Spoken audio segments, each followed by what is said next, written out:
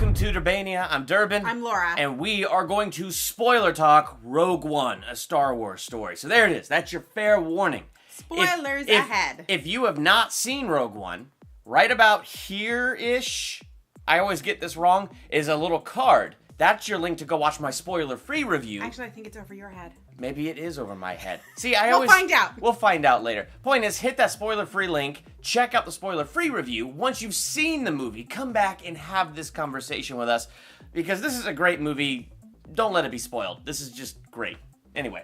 Now, the first spoiler. It's kind of obvious. Everybody's gonna die. Yes. Because, They all died, because they talk about that in episode 4, didn't they? Exactly. Like, just a quick line. When she gives Obi-Wan Kenobi, you know, the hologram, she's like, "You're our only hope. We've gone through, like, great personal turmoil." Or something, yeah. Which obviously means everyone died. Because if not, guess what? They would have been in A New Hope. So, Wait, yeah. it's A New Hope's the first Yeah, one. A New Hope is the Okay, first what? one. So, like... A New Hope. Sorry. A New Hope. Why do you keep saying it? Because I feel like that's where I messed up. A New Hope. Why do you keep saying it?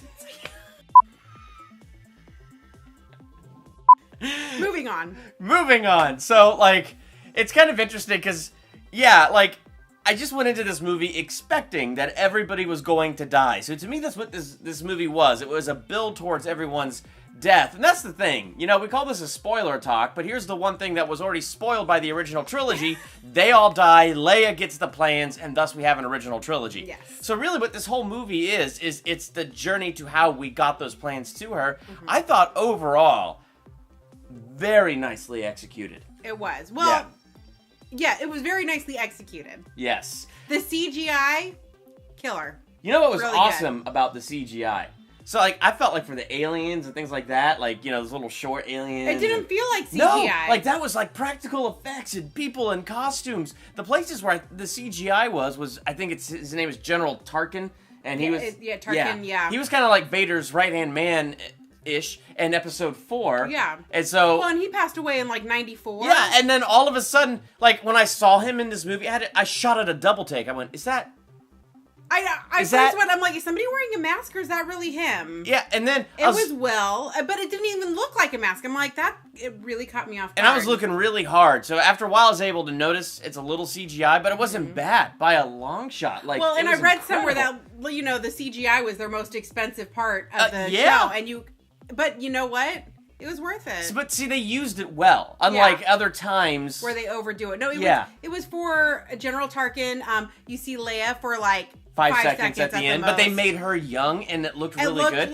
And the spaceships, like a lot of that was. Oh well, that's obvious. Yeah, I know that's obvious, but I'm just saying the places they used it, it made sense where they used it, and it looked good where they used it. Yeah, but the one thing I did like about how they used it with the spaceships is it still felt like it did back with the original series. Yes. Like they kept it very true to the original, to the best that they could. I mean, obviously it looked better, but it still felt like the originals. Yeah. I haven't watched the originals recently, but it felt like it for me.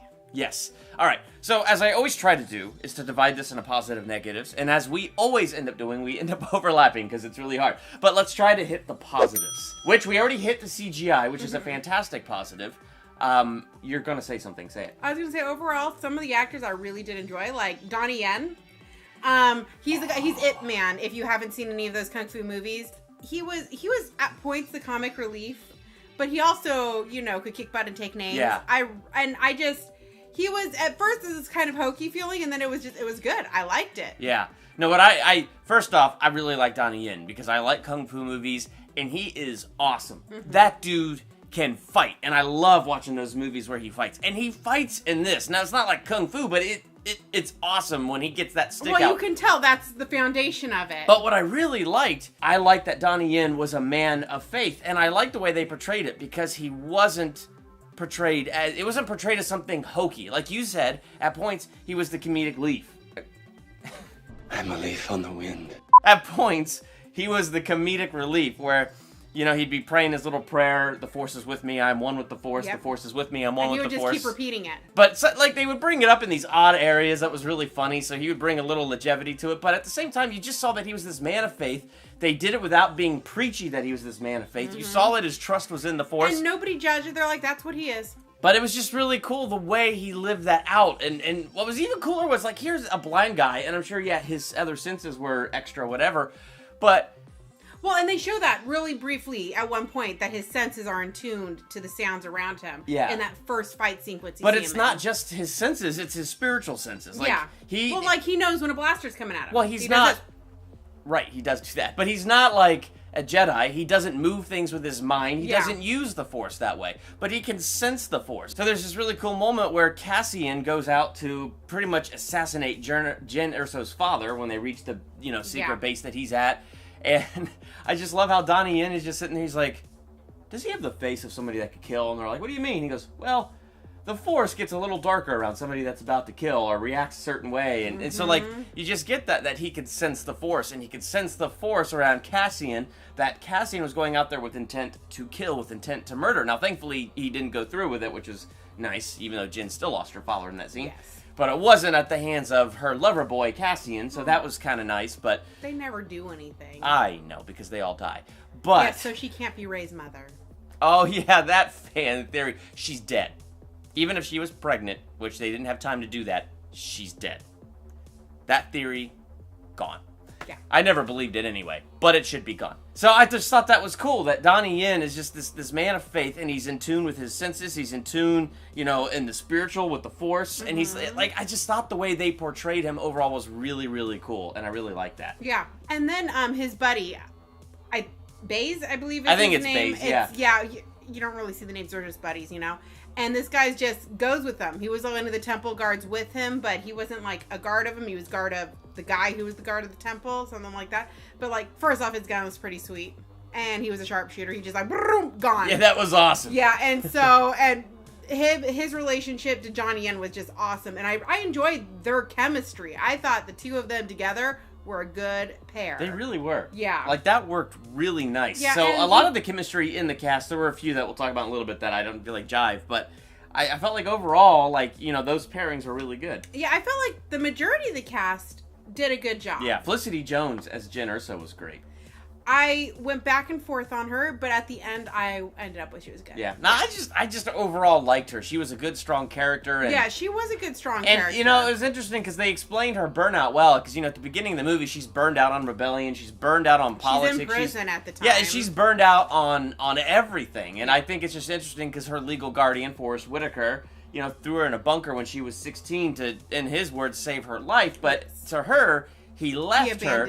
And so, like, this whole thing just became something she was sick of until now she could get in contact with her father. She could see that her father really loved her. She could see that her father did not betray the rebellion and was working from the inside out. Okay, so here's a plot line that I did not expect. Okay. So you've seen it in Family Guy. You've seen it in so many things making fun of that one part in A New Hope where it's just that one little hole on the ship. You shoot the phasers at the hole. That's Star Trek. Oops. You shoot the guns at the little hole and the whole ship blows up. You shoot the blasters. It's like who overlooked that?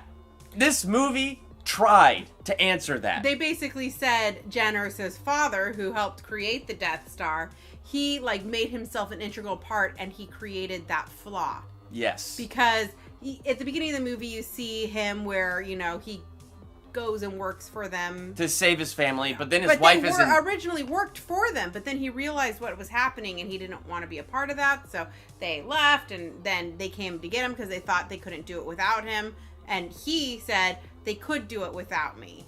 He's like, but I'm going to delay them as long as I can, and he built a flaw in it. And so the only reason that there's that, you know, flaw is because of him. And so this whole thing is about recovering the plan so that this way she can know the flaw and she can share it with the rebellion. I only had one problem with all of that, with him creating the one flaw, because it's great that the movie went to answer that. So from now on, we can point back to Rogue One and say, yeah, that's why there was that one teeny tiny flaw, and all I had to do was shoot the vent thingy and everything would blow up. It's because he built in that weakness. But aren't there other architecture majors working with him? Other people that have a degree in some kind of science working with him? Yeah, but I don't think this would... Well, they're all dead now. Well, I know they're all dead now. I'm just saying, in the process of building, wouldn't they go, hey, excuse me, Mr. Urso, architecturally speaking, if somebody were to shoot this with a blaster, everything would blow up. You caught that, right? But maybe he did it in such a way that this was his section. Maybe they did. And he was so sure, and he didn't even let people have a chance to doubt it. Yeah, but Vader doesn't trust anybody, and neither does the Emperor. Vader didn't have anything to do with building it. I guess, but I'm just saying the people that are in charge of the Empire, and this is their mega weapon, they double check things. I don't know. That was my one thing that I thought of while I was watching the movie. I all in one breath went... But the thing is, they trusted him. They thought he was one of them. And I went all in one breath like, yes! They explained it! Why there's that one weakness. And I went, oh, but wait. There's still a little bit of a weakness. Why couldn't all the other people that were working with him not go, hey, excuse me, sir? We're all gonna die. What are some of your other positives? I don't know. It just had a good feel. It really did. Like overall, it was a fun adventure movie. I had a lot of fun with it. It felt like Star Wars to me. Like, it just felt like... But it didn't... I love Episode 7, and I thought it was great, but this one truly felt like the original Star Wars, because it had the Stormtroopers, the original Stormtroopers. It was back to the Death Star. It had all that old, familiar look, and... Finally, we get to truly ignore the prequels altogether, because this is just the prequel to end all prequels. So, I don't know. That's what I enjoyed. What was your other positives? I enjoyed Darth Vader. Except for, there was parts where I could see the glare in his eyes, and that was bugging me. But, and I'm guessing that's from camera light and whatnot. And that scene when you hear James Earl Jones' voice come out, you're like, yeah! That was awesome. That first scene when they introduced Darth Vader... for the first time in this movie. And you see it a little bit in the trailer where he walks through the mist, but there was more to it than that. Like, this door is slowly going up. The light is pouring in. It cuts to that weakling dude. And you see, like, the shadow of Vader as the shadow of the door slowly goes up on the wall. And then Vader walks through the mist. And I'm just sitting there like... That is the most epic reintroduction of Vader ever, until the movie topped it. At the end of the movie, he boarded that ship, and he uses the Force, and he's like, they're all shooting lasers at him. That was the coolest ever. But that I expected. What I liked for my Vader scene was at the end of that scene when he's first introduced. And, the general's like... I'm still in charge, right? Yeah, and I sit there and I'm like, are you an idiot? And I'm like, you know who this man is? And then all of a sudden, you see him start to choke. And you don't even see Vader looking at him. He's like... And he starts to go down. And Vader just his back, because you only see his back and it's just still. And then he turns and you see his hand like this. Like, you should be careful. I can't even remember what he said, but he talked about you don't want to choke on your ambition. That's what he said. Yeah. That's what he said. And it was just, and his hands are just like this. Sucks to be you. And then he lets him go. And I'm like, yeah, that's Vader. Yes. Vader finally wasn't whining like little Annie. Oh, yes. Oh, it was nice. Yes. So, speaking of whining like little Annie, what were some of your negatives with this movie? Well, first off, don't put something in the trailer that's not in the movie. Okay, what was in the trailer that wasn't in the movie? I can't remember. Well, this is a rebellion. Let's rebel.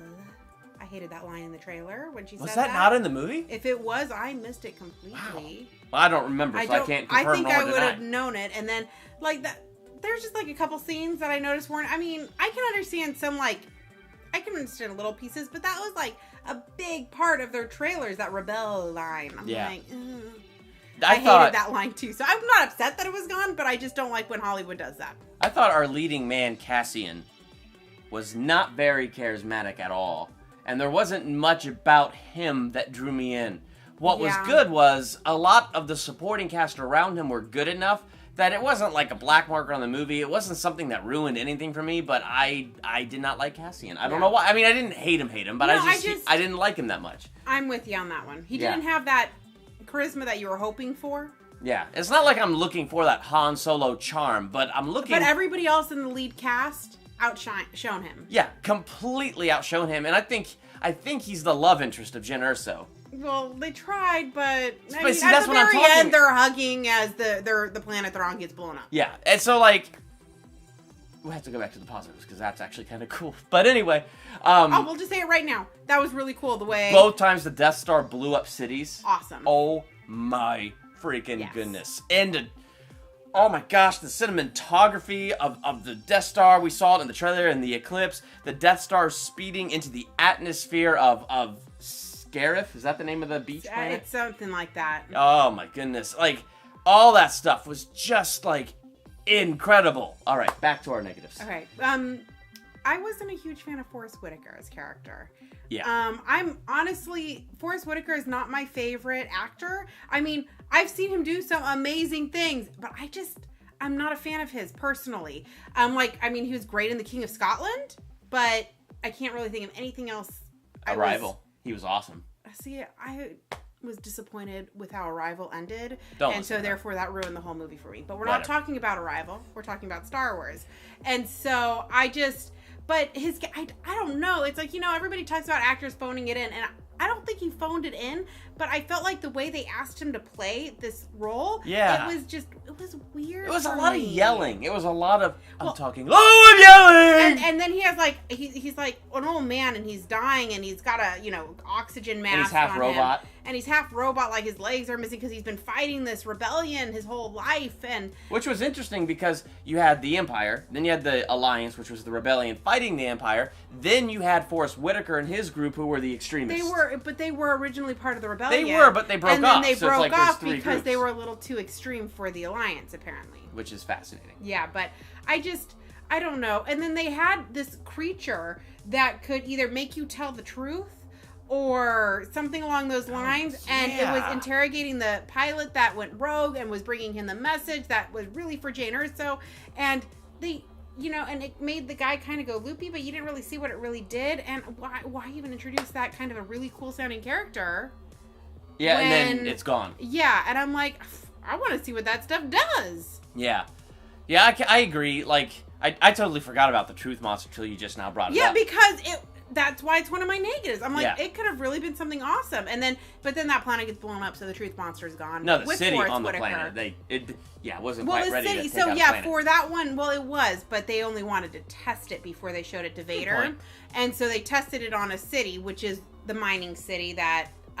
where the Jedi Temple used to be and all that stuff. Yeah. And it waved out, I don't know this, and it destroyed the area where Forrest Whitaker's group was hiding. And so, the key characters were able to get on a plane at the last second. Oh, a positive! I just remembered. Alan Tudyk. Yes! Alan Tudyk as K2SO. Yeah, Alan Tudyk. The robot was great. Oh my gosh. Yes. He was a combination of C-3PO with the odds of success, or blah, blah, blah, blah, blah, blah, blah. With sarcasm and humor. R2-D2 and that adventurous spirit to get out there. So he was kind of a mixture of both. Humor. Yes. Legitimate humor. And he was hilarious. It was great. I loved Alan Tudyk as K2SO. Oh my goodness. Yes. Sorry, almost forgot about him. He was another, he was just, because he would say something, and it'd be dead on, and then he would say something sarcastic to go with it, and it was great. It was very well Alan done. Tudyk, you are the man. You are the man. As Durbin always says, Alan Tudyk, whenever he's in a space movie, he's gonna die.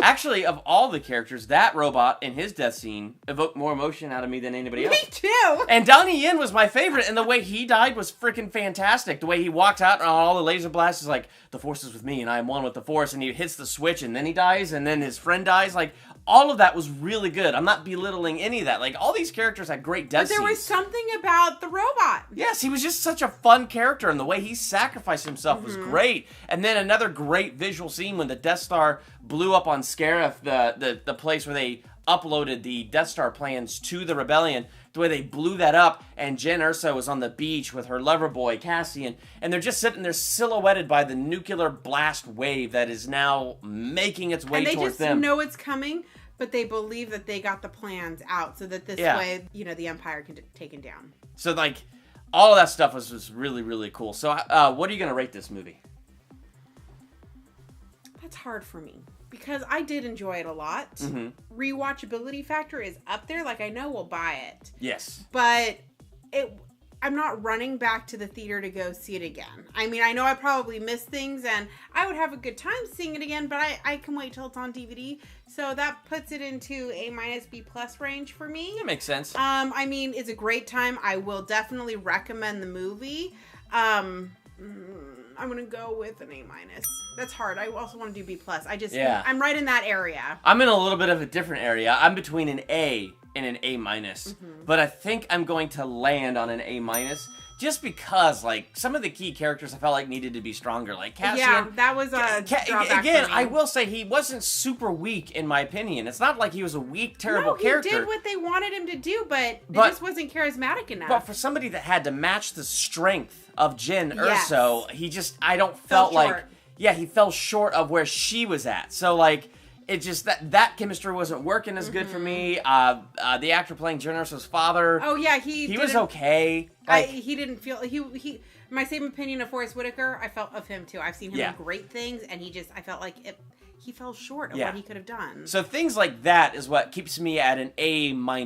Now, A- is an awesome grade, and in no way, shape, or form does that ruin the movie for me. No, so highly recommend it. I will own this on Blu-ray, and I will go see it in the theater again. I will actively seek an opportunity to see it on the big screen again. So A-. I'll save the money and save it for the DVD. So if you saw Rogue One, what were your thoughts on this movie? What letter grade would you give it? Who's your favorite character? Let us know in the comments. And while you're there, hit that subscribe button and become a Durbanian. Lots of great videos ahead. Got a couple more Christmas reviews coming up. I'm reading way too much into Elf tomorrow. Laura and I are going to do our top 5 best and worst movies of 2016 as we get into the new year. And right after Christmas, Jared returning to the studio. We're going to do a 2-part video of Smallville.